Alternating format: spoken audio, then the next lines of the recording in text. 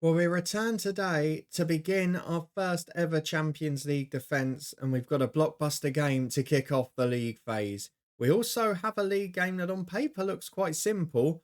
It's against a side that almost ruined my Carabao Cup dream, the one elusive trophy, just 3 or 4 nights ago.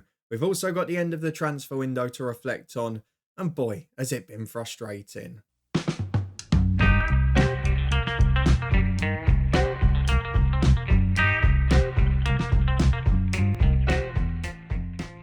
Yes, hello and welcome along to part 147 of Saving Southend with me, Daniel. We're in our penultimate season now and we're trying to win the one trophy that eludes us in the Carabao Cup, get through to the Club World Cup at the end of next season, and also try and defend the Champions League after winning it for the first time last year. We start that defence, as you can see from the top right of the screen, against PSG a bit later today. But first, we come up against the Norwich side, who are one penalty kick away from beating us in midweek and ruining my Carabao Cup attempts. They've also got a few familiar names, none of which seem to be playing today. Joaquin Jimenez, they've just signed from us on loan. Kieran Peacock is doubtful, having joined from us a year ago. And we've also got a few other outs to talk about too. But the fact that we've not been able to get those big name players out permanently has really caused us trouble and held us back in the transfer window. So if you're looking forward to seeing how we get on today and what on earth's been happening off the pitch, then please do chuck a thumbs up on it. For now, though, let's start by having a look at the transfer centre, because the end of the window was just annoying. We were trying so hard to get people out, some of whom we couldn't, Yocolano being one example, despite the fact he wanted a new challenge in April and had asked to leave. And it just meant that we couldn't afford to get that big target. I had a centre half who I wanted, who's 180 million. There's a centre forward I wanted who's 140, and we didn't have the budget left because we couldn't get people out permanently. It's so frustrating. We did manage to get a couple out on loan, as you can see. Golobec, the keeper's gone to Hearts. Ashley Carr has gone to Real Madrid on loan. They have got an option to buy him for about 70 million after this year, so fingers crossed they will. And we've also loaned out Joaquin Jimenez to Norwich, as you saw already. He's gone there for the season, and they've got the option to buy him. I think it's about 25. Don't hold me to that. So a really difficult end to the window because Yocolano's still here. No one wanted Gouillard on loan, despite the fact he's a wonder kid on a fairly small wage. You can't tell me no Premier League club would want to pick him up. I don't get it. I've got to be honest with you.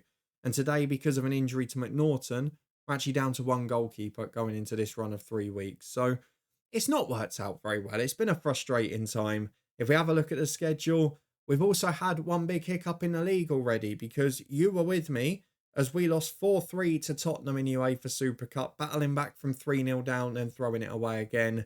But that followed a brilliant start to the league season against City. What followed it, though, was an absolute horror show. We went to Everton 3 days after that Super Cup defeat and we lost 3-0.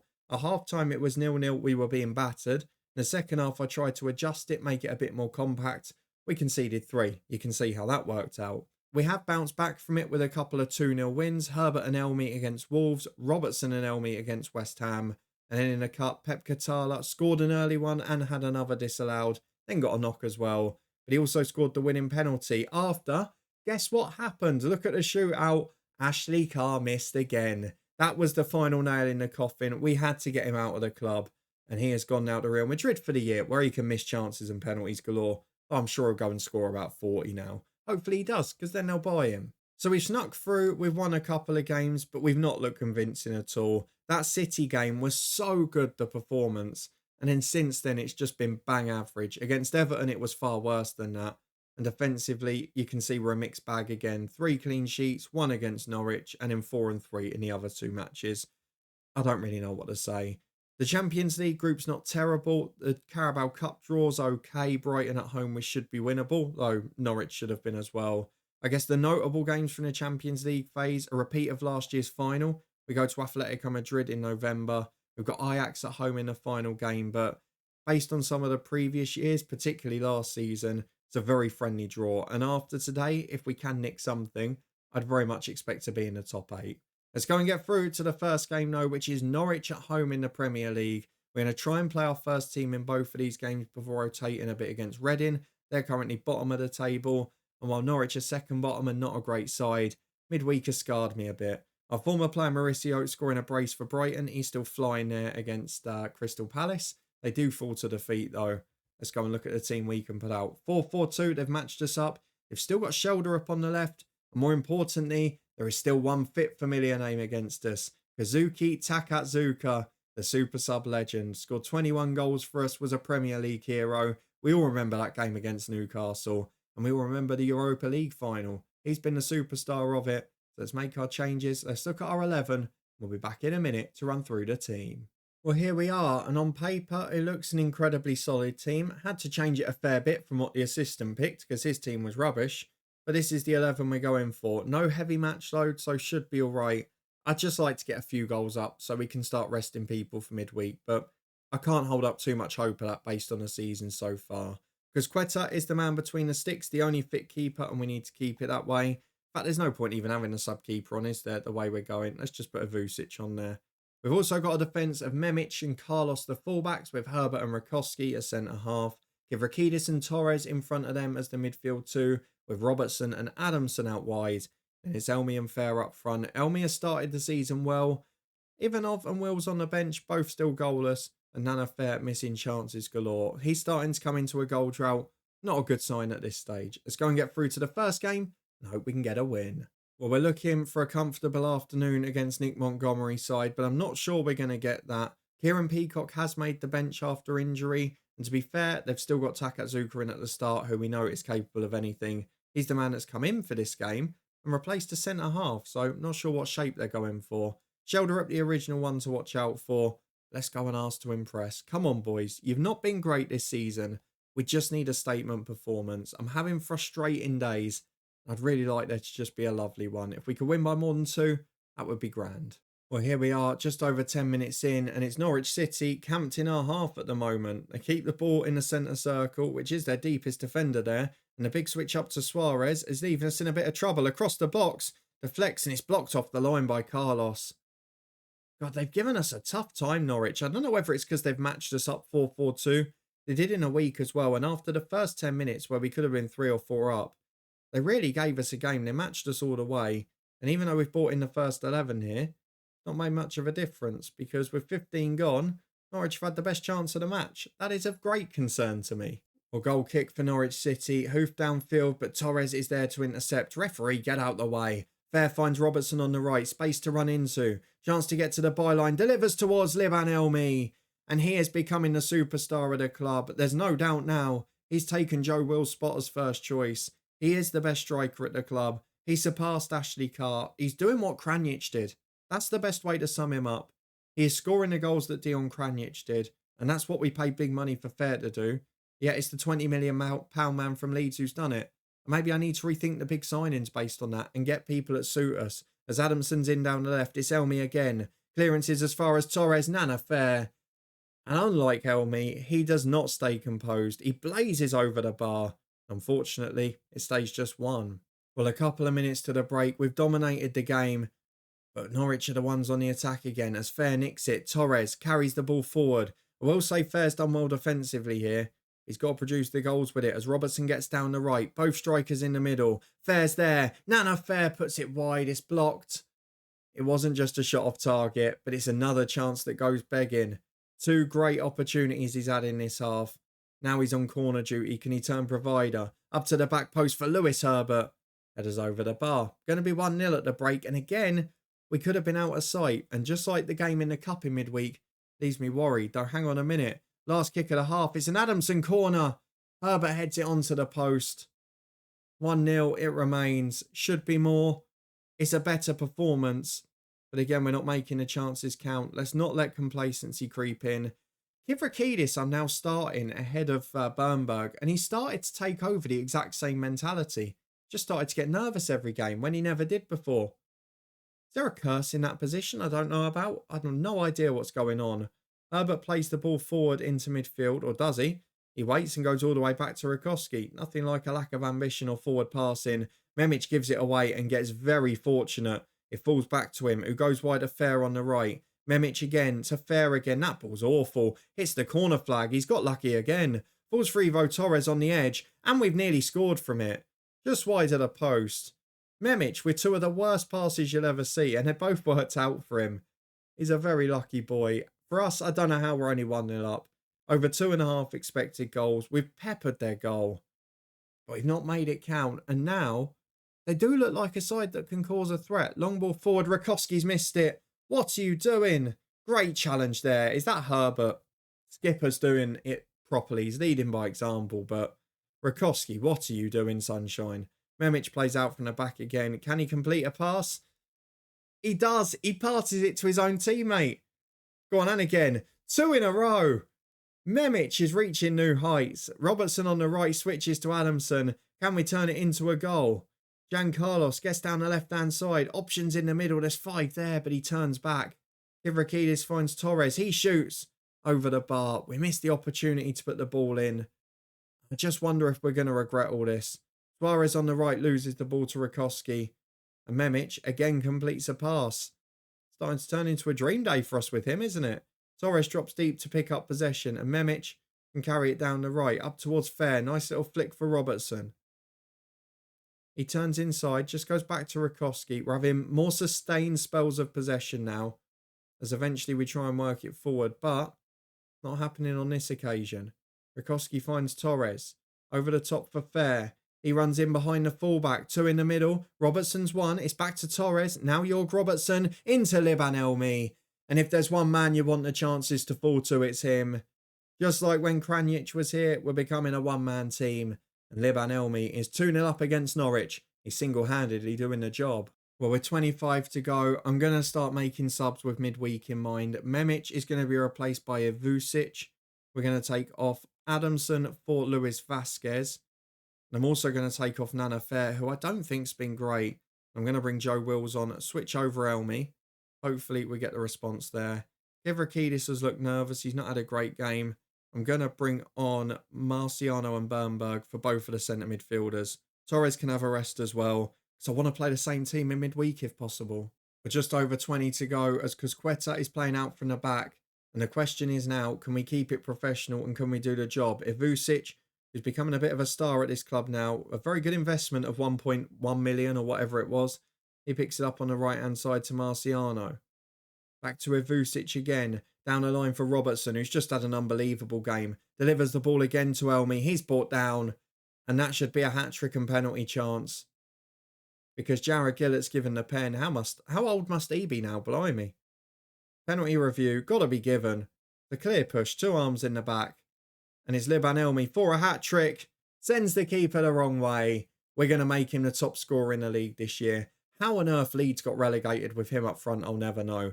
We're going to make the most of him. And we want our title back. And to do so, we need him to stay in form and fitness. Corner kick on the left-hand side for us. Joe Wills is taking it. In swinging delivery. He'll be aiming for that back post. We know Lewis Herbert's up. And Kieran Peacock is in, his former teammate, to win it back. Robertson gets down the right, though. It's only a temporary respite. Wills knocks down for Luis Vasquez. First goal of the season for him. More people we can get off the mark, the better. Would have been nice if it was Wills up front. I could see him and Elmi playing together. Instead, it's Luis Vasquez who scores.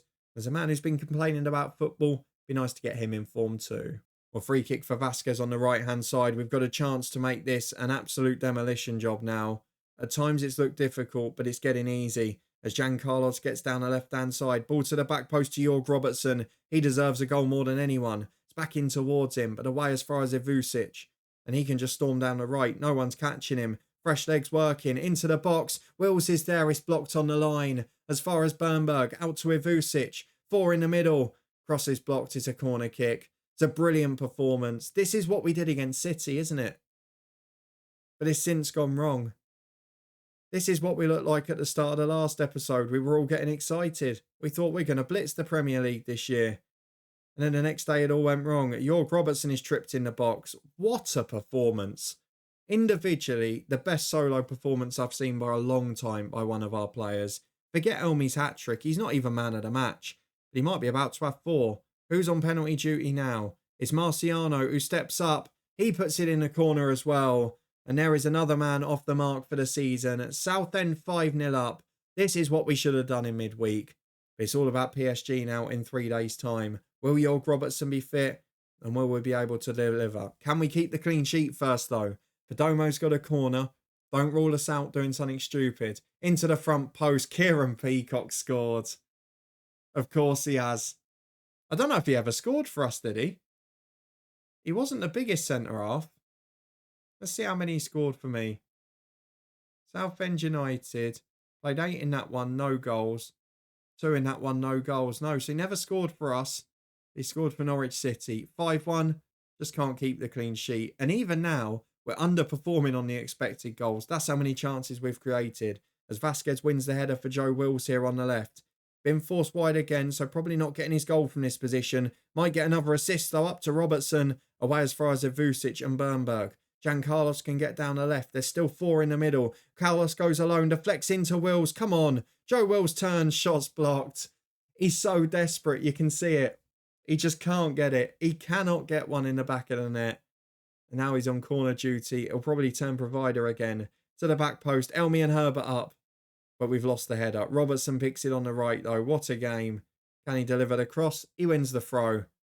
That should be about it. 5-1 with 3 minutes of stoppage time to go. A brilliant performance from Southend United. Expected goal 6.3.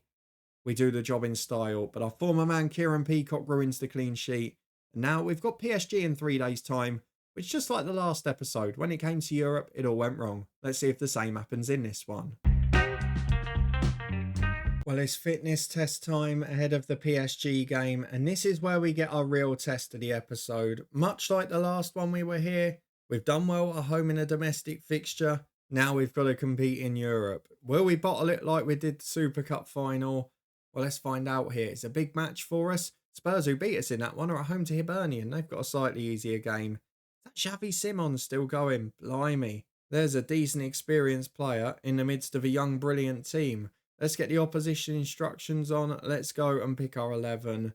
To be fair, there's no heavy match loads. We were able to rotate and rest the people we wanted to at the weekend. We got them out after an hour. So all we're going to do is add 3 extra subs, which will be probably Muscat. I think we have to go for... I was going to say Yucalano. Do we have to? Let's chuck him on there. And we're also going to look for a goalkeeper in the youth team who might be better than the greyed out one. Even he's injured. God, it is all going wrong, isn't it?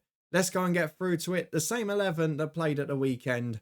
Hopefully it'll be the same outcome, albeit against much stronger opposition. Well, aside from the one name we mentioned before, I don't think there's any other familiar names in the team. The only one I can see on the bench is Philip Zazel, who is the left back who we tried to sign many a time in his younger years. However, he's now unaffordable and his wages are about 600-700 grand a week. Yet he can't make their starting 11. So let's go and tell the lads that it's important we make use of home advantage. We had a slow start in the Champions League last year, and while we went on to win it, as we hear the music at Steve Tilson Park for the first time this year, it did cause problems in that league phase. Why have PSG got an away kit that's almost the same as our home one? Adamson on the left-hand side to Kivrakidis. Torres starts early. Good save by the keeper. Couldn't get a grasp of it, though. It's out for a corner. And we've got a chance with Lewis Herbert at the back stick. We know what he can do in Europe in the air. Nana Fair puts the corner in. Elmi's there as well. Beats both of them. Again, Robertson able to mop up. But that time his touch is awful. He randomly just heads it out for a throw. No idea what's going on there. Well, 15 on the clock. Our fellow finalists of last year have got off to a lightning start. Atletico 1 up against Leipzig. Spurs Hibs a weird game. Hibs head in the first minute. Spurs then level. In the Premier League, Aston Villa are winning with a young striker who's high quality. Spurs now 3-1 up, by the way. 35 minutes gone here, though. It's been a very low quality game. And for all the attacking quality we showed against Norwich, we don't look like we've got it here. And it has been a bit of the story of the season. We're either brilliant or toothless. Again, Nana Fair's not performing. Jorg Robertson is proving himself to be the picture of inconsistency again. I'm going to say I'm a little bit disappointed. Most of these lads respect me and I will get a reaction. I need it to be quick because otherwise we could just lead ourselves into a disappointing position again in this group. As we're back with a free kick halfway inside our own half because Quetta takes it short to Carlos. Nice football to Elmi. I can barely tear these kits apart. As Adamson breaks down the left, chance to cross in towards Elmi and Fair. Fair's there at the back post but again does not hit the target. It's becoming all the more frustrating watching him struggle for form. And with an hour gone, no one's really playing that well. So I think with the final 25, I might make some changes. A few of them starting to struggle physically. Elmi is not coming off. Nana fair will because he's been terrible. We are going to bring on Vasquez and Catala out wide. I'm going to take off Ivo Torres for Marciano. I don't know what else to do. We've got one more sub. I might save it so I can take off the other striker if Elmi does struggle into the last 10. And then maybe we can bring on Teddy Ivanov. Surely if we bring on 2 strikers that haven't scored all season, one of them's going to do something. Ivanov is coming on up front. In Teddy we trust. Now with 10 to go, let's encourage the boys and see if we can get one last push. We're not going to go attacking or anything because a point's not terrible in this situation. So I don't want to go gung-ho and end up losing it. We've done that plenty of times before. But only 2 minutes added on. And what followed a scintillating performance was a pretty lackluster one. The positive, yes, a clean sheet. Yes, a really good defensive display. You can see all the back 5 highly rated. But going forward, we can't string together 2 coherent performances in a row. And maybe that's the suggestion again. We've got to rotate a bit more. It says that Nana Fair's carrying an injury. It says that a few of the others are looking tired. And Torres relieved to come off because he was nervous. What's going on around here, honestly? Atletico Madrid are top of the group. They're not slipping up. Villa go level with us. 4 wins out of 5. Liverpool again, the perfect start. Are they going to be the team to beat yet again? It looks it. Arsenal also unbeaten. Who did Liverpool sign this year? No one big, but they've spent a few million quid still. They're just bolstering their squad. Let's go and have a look at the schedule though. Just checking there's no injury news. Apparently we were lucky to draw according to the stats. Expected goals 0.08.